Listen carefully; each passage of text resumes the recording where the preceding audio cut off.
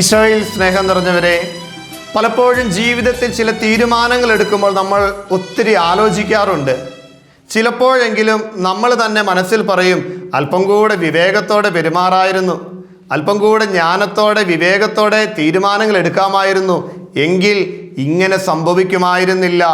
പ്രിയമുള്ളവരെ, ഇതാ വിവേകത്തോടെ ജ്ഞാനത്തോടെ തീരുമാനങ്ങളെടുത്ത് ദൈവകൃപയിൽ നമ്മുടെ ജീവിതത്തെ മുന്നോട്ട് നയിക്കുവാൻ ഈശോ നമ്മളെ ശക്തിപ്പെടുത്തുന്ന പരിശുദ്ധാത്മാവിൻ്റെ ഒരു അഭിഷേക വചനം ഇതാണ്. നെഹമ്യായുടെ പുസ്തകം 9-ാം അധ്യായം 20-ാം തിരുവചനം. അവിടുന്ന് തൻ്റെ ചൈതന്യം പകർന്ന് അവരിൽ വിവേകം ഉദിപ്പിച്ചു. പ്രിയമുള്ളവരെ, ഏതൊരു കാര്യത്തെക്കുറിച്ച് നമ്മൾ ചിന്തിക്കുമ്പോഴും അതിൻ്റെ വിവിധ വശങ്ങളെക്കുറിച്ച് നമ്മളെ ബോധ്യപ്പെടുത്തുന്നത് പരിശുദ്ധാത്മാവിൻ്റെ ഈ ചൈതന്യമാണ്.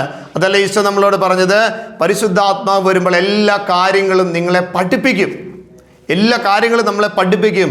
നമ്മുടെ ചിന്തയ്ക്കും ബുദ്ധിക്കും കാഴ്ചപ്പാടുകൾക്കും അതീതമായി പരിശുദ്ധാത്മാവിൻ്റെ ഇടപെടൽ ഉചിതമായ തീരുമാനമെടുക്കുവാനും ജീവിതത്തെ പ്രത്യാശയോടുകൂടെ മുന്നോട്ട് നയിക്കുവാനും നമ്മളെ സഹായിക്കും. അതിനാൽ പ്രിയമുള്ളവരെ, നമ്മൾ പ്രത്യേകമായിട്ട് ഇന്ന് പ്രാർത്ഥിക്കുകയാണ്, പരിശുദ്ധാത്മാവേ, എനിക്ക് വിവേകം നൽകണമേ, ജ്ഞാനം നൽകണമേ. എൻ്റെ തെറ്റായ ചിന്താരീതികളെ എടുത്തു മാറ്റി വിവേകത്തോടെ പെരുമാറുവാനായിട്ടുള്ള കൃപ നൽകി ഞങ്ങളെ അനുഗ്രഹിക്കണമേ. പലപ്പോഴും നമ്മുടെ ബന്ധങ്ങളിലും നമ്മുടെ കൂട്ടായ്മകളിലുമൊക്കെ അസ്വസ്ഥത സൃഷ്ടിക്കുന്നത് നമ്മൾ എടുത്തു ചാടി പല കാര്യങ്ങളും പറയുന്നത് കൊണ്ടും എടുത്തു ചാടി ചില കാര്യങ്ങളൊക്കെ ചെയ്യുന്നത് കൊണ്ടുമാണ്.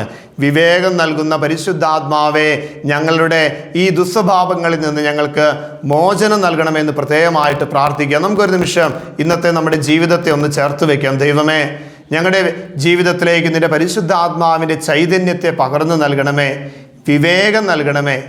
ഉചിതമായ തീരുമാനങ്ങൾ എടുക്കുവാനും ജീവിതത്തെ വ്യക്തമായ രീതിയിൽ കൃത്യമായ രീതിയിൽ മുൻപോട്ട് നയിക്കുവാനും വിവേകത്തോടെ പെരുമാറുവാനും പരിശുദ്ധാത്മാവിൻ്റെ ഈ ഒരു അത്ഭുതകരമായ ഇടപെടൽ ഞങ്ങളുടെ ജീവിതത്തിൽ ഉണ്ടാകുന്നതിന് വേണ്ടി ഞങ്ങളെല്ലാവരെയും അനുഗ്രഹിക്കണമേ.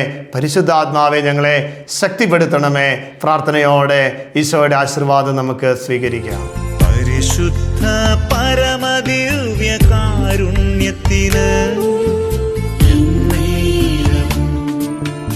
ആരാധനയും സ്തുതിയും പുകഴ്ചയും ഉണ്ടായിരിക്കട്ടെ.